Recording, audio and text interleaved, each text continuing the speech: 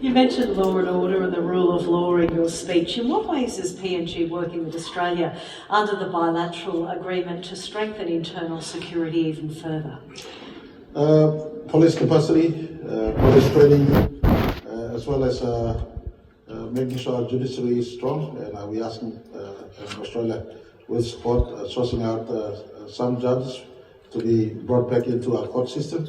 So Australia focus more on internal security with us. Our partners with the US focus on sovereign security. Australia signed the Defence Cooperation Agreement with the United States roughly 18 months ago. What have been some of the benefits so far from that agreement? Construction of some military installations, our disaster centre, possibility of 2 major airports being revamped, and a couple of military installations being relooked at, and of course a major disaster centre in the heart of PNG.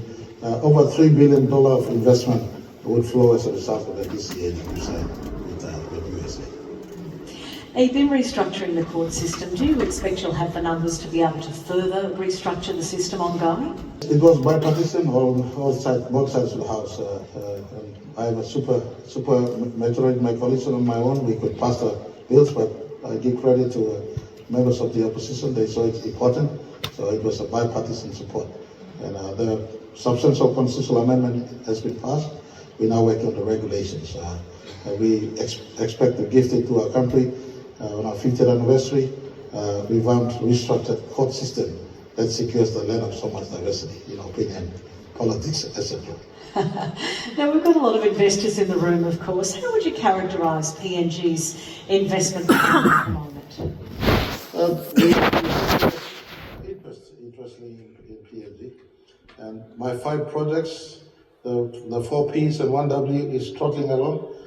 We have more control over the costs bid by contractors who bid in Papua LNG, but I think Total gives me a good impression that they're still progressing it, they're rebidding, and Papua LNG is running its own new timetable.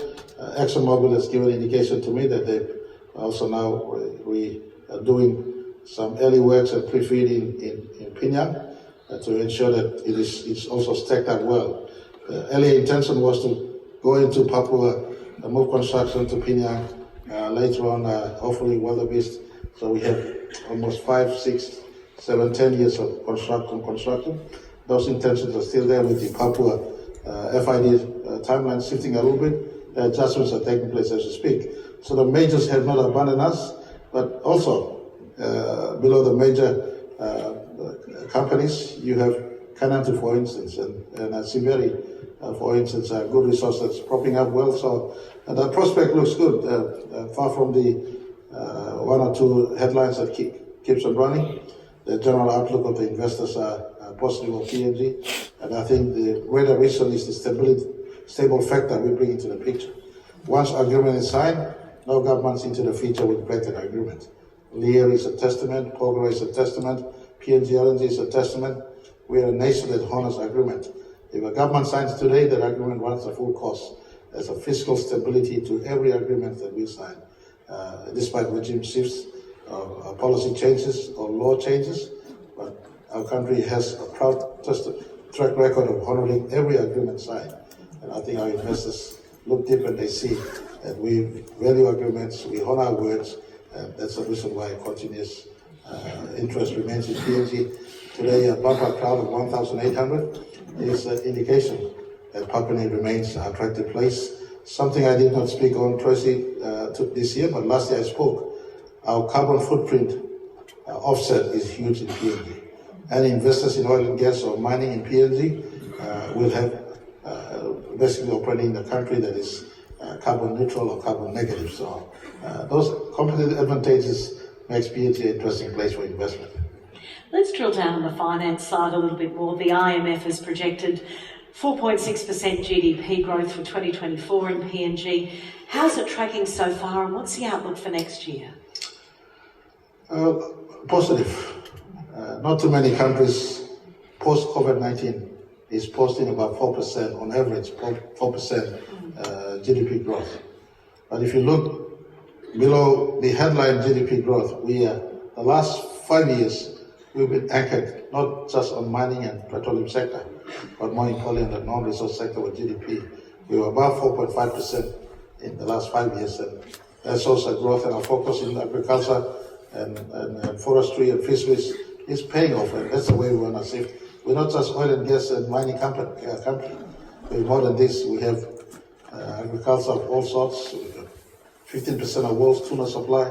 Yellowfin is caught in the waters, and we've got huge forestry for either conservation dollars or harvest dollars. So potential in our country is so enormous. Of course, our biodiversity for tourism and our ethno-linguistic diversity for tourism is second to none. So great round mix. That's why we're working to strengthen law and order, education, health, these aspects so that it supports a modern economy that is flourishing. And what about inflation, a topic that's very much on the minds of Australians as well?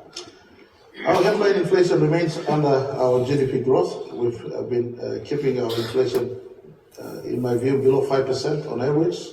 And our government remains a great giver of subsidy to our people. Over 80% of our people live from the rural communities. We continue to support education subsidy, free education running all the way to university. We've, in our recent budget, removed GST off 13 household items. That should come into full implementation post-July 2027. We've removed stamp duty from first-time home buyers up to 700,000. So to the best of ability, we're trying our very best to give subsidy and support to the toilets of our economy, and that's the way we going out. We cushion the effect of inflation in the economy. Our country still imports a lot, and we also import inflation also into the economy. So as the reconstruct of a diversified economy, the next 10 years hopefully will give us enough cushion and buffer to live through as we produce our food, especially from within our country. You mentioned in your speech that PNG is friends to all, enemies to none. How difficult is it to maintain that balance amongst friends? It's never difficult. It's just being transparent. You don't play one nation against another. You value each in their own peculiar space, and you maintain that decorum and dignity. And that's just the way we've been playing. We don't compromise this nation's relationship. And I want to say thank you to all nations who relate to us, including Australia. They understand the need for PNG to maintain rapport and good bilateral with all nations.